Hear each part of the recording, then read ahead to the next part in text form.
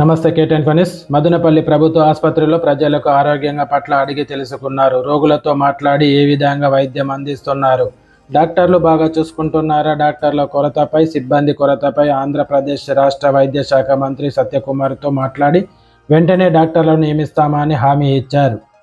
మందుల కొరత తక్కువగా ఉన్నందువలన ఆంధ్రప్రదేశ్ రాష్ట్ర మెడిసిన్ అధికారులతో మాట్లాడి వెంటనే గతంలో 11 లక్షల మందులు పంపిణీ చేశారు. రోగులకు మందులు సరిపోవడం లేదని మదనపల్లి ప్రభుత్వ ఆసుపత్రికి 30 లక్షలకు పెంచాలని ఎమ్మెల్యే కోరారు. వెంటనే పెంచుతామని హామీ ఇచ్చారు. మందులు మాత్రలు కొరత లేకుండా చూసుకుంటామని మదనపల్లి శాసనసభ్యులు షాజహాన్ బాషా హామీ ఇచ్చారు. చేసిన తర్వాత హాస్పిటల్ పరిస్థితి చాలా దయనీయంగా ఉంది. శానిటేషన్ అంత మాత్రమే ఉంది. ఇదే విధంగా ఎవరైతే డాక్టర్స్ ఉన్నారో ఈ పీపీపీ మోడల్లో ఏదో కొంచెం చేంజెస్ ఉన్నందువల్ల హెచ్ఓడిస్ అందరికీ రీబ్యాక్ చేసుకున్నారు. హెచ్ఓడిస్ రీబ్యాక్ చేసిన తర్వాత ఆల్టర్నేట్ డాక్టర్స్ మాత్రం ఇచ్చే అవసరం ఉంది. అది సరిగ్గా కోఆర్డినేషన్ లేక ఇవ్వడం లేదు. అదే కాకుండా మందులు కూడా కొంచెం 30 లక్షల వరకు ప్రతి నెల ఇచ్చేది. ఇది ఏప్రిల్లో ప్రభుత్వం ఉన్నప్పటి నుంచే అది దాదాపు 8 లక్షలు చేశారు. అది జరగదు. అది ఖచ్చితంగా మేము ప్రభుత్వంతో మాట్లాడి 30 లక్షల రూపాయల మందులు అవసరం ఉంది. ఆ మందులు తెప్పించి సకాలంలో ప్రజలకు ఇచ్చే పరిస్థితి చూస్తాము. మంత్రి గారికి ఇప్పుడే మాట్లాడడం జరిగింది ఓవర్ ఫోన్. మంత్రి గారు చాలా సానుకూలంగా చాలా మంచిగా దానికి ఇది చేస్తూ తప్పకుండా స్పందిస్తూ తప్పకుండా ఎంతమంది నీడ్ ఉన్నారో అంతమందికి నేను ఇస్తానని చెప్పినారు. తప్పకుండా మంత్రి గారు కూడా ఈ 25వ తేదీ లేదంటే 25వ తేదీ లోపల నేను వస్తాను షాజన్, మనం కూర్చొని మాట్లాడదామని చెప్పారు. ఎట్టి పరిస్థితుల్లో దానికి ఇస్తున్నాము. ఎక్కడ కూడా కానీ మదనపల్లి జిల్లా హాస్పిటల్ ఇది 12 లక్షల మందికి సర్వ్ చేస్తున్న హాస్పిటల్. ఇది పూర్తి స్థాయిగా ప్రజల కోసం, ప్రజా అవసరాల కోసం ఈ హాస్పిటల్ సర్వీసెస్ అవసరం ఉంది.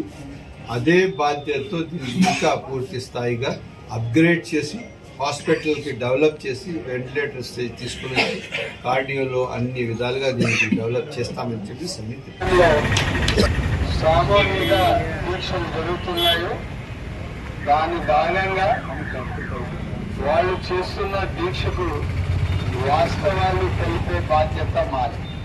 ఎందుకంటే పాలకపక్షం ఈరోజు రాష్ట్ర ప్రభుత్వంలో తెలుగుదేశం పార్టీ ఉంది.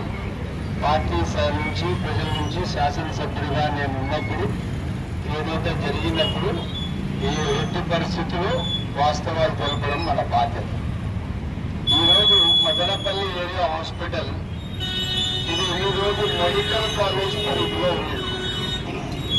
ఇప్పుడు మెడికల్ కాలేజ్ నుంచి తీసేసి కమిషనర్ పరిధిలో మెడికల్ కమిషనర్ ఎవరు ఉన్నారో ఆయన పరిధికి వస్తారు.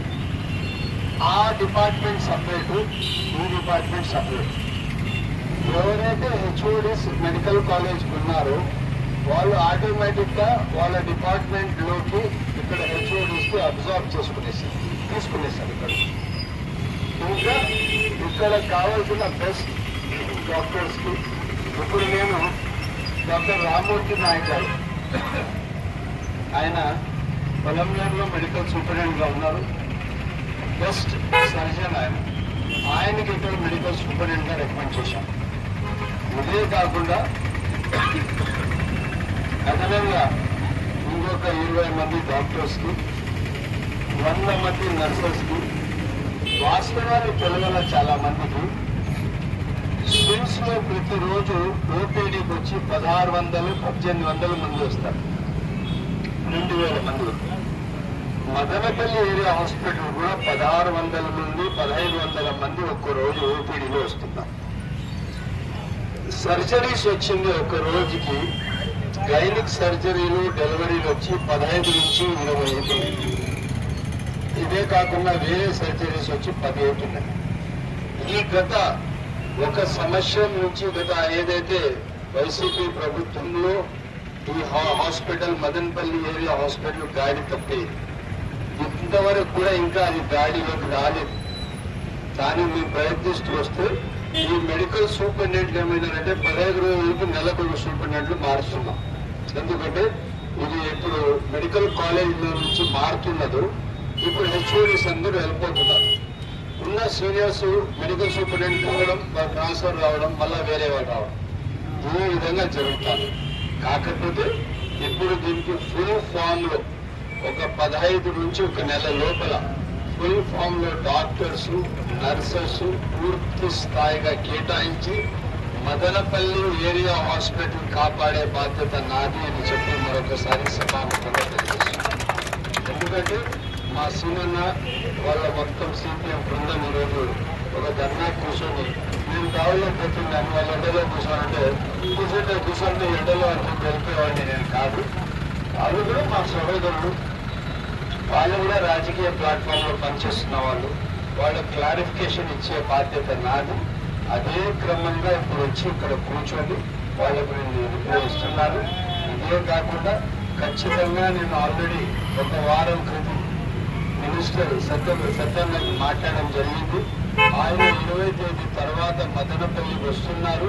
వచ్చిన తర్వాత మదనపల్లి ఏరియా హాస్పిటల్లోనే పూర్తి స్థాయిగా ఒక మీటింగ్ పెట్టి కావాల్సిన పూర్తి సదుపాయాలు మదనపల్లి ఏరియా హాస్పిటల్ కల్పిస్తాము. ఎక్కడ కూడా రెండో చూపుగా చూసేది ఉండదు. ఎందుకంటే మదనపల్లి ఏరియా హాస్పిటల్ హెల్త్ పరంగా 12 లక్షల మందికి సర్వ్ చేస్తున్నారు.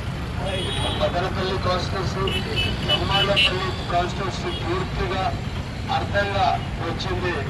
ఏదైతే టూలేరు కాన్స్టిట్యూన్సీ, పువ్వనూరు కాన్స్టిట్యూన్సీ, ఈ దాదాపు 12 లక్షల మందికి మదనపల్లి ఏరియా హాస్పిటల్ సర్వీస్ చేస్తున్నది. ఆ సర్వీస్ కి గుర్తించి తప్పకుండా మనం ఈ హాస్పిటల్కి ఎప్పుడు ఏ అవసరం ఉన్నా దీనికి పూర్తిగా చెక్కదిద్దుకొని మంచి హాస్పిటల్గా సర్వీస్ ఇచ్చే బాధ్యత మనందరిది. నేను మీరు చేసిన నిరాహార దీక్షకు స్వాగతిస్తూ నేను మీ అందరికీ వాస్తవాలు తెలిపే బాధ్యత నాది. నేను తెలుపుతున్నాను. మంత్రి గారు 20 తేదీ తర్వాత వస్తున్నామని చెప్పాను. నాకు 1వ తేదీ తర్వాత ఎప్పుడైనా రావచ్చు. వస్తానే మనం కూర్చొని ఫుల్ ఫామ్ గా మీటింగ్ జరిపి రాష్ట్ర అధికారులను, జిల్లా అధికారులను పిలిపించి మదనపల్లి హాస్పిటల్ కావాల్సినంత వ్యాక్యూమ్ ఫిలప్ చేస్తామని చెప్పి స్వయంగా తెలియజేస్తున్నాం. ప్రైవేట్ పరానికి మదనపల్లి హాస్పిటల్ అవుతుందంటే మొదటి మనిషి నేనే ఉంటాను. దాని ఎట్టి పరిస్థితుల్లో మీరు అది వద్దు. ముఖ్యమంత్రి గారు కూడా అట్లా వైఎస్ఆర్ ప్రభుత్వం చేసినట్టు రూపాయి ఒప్పందము ఏదైతే వైజాగ్ స్టీల్ ఢిల్లీ కూడా క్యాబినెట్ క్లియరెన్స్ ఇచ్చేశారు. కోర్టు అడిగితే అప్పుడు తెచ్చి చూపించారు వైసీపీ గారు.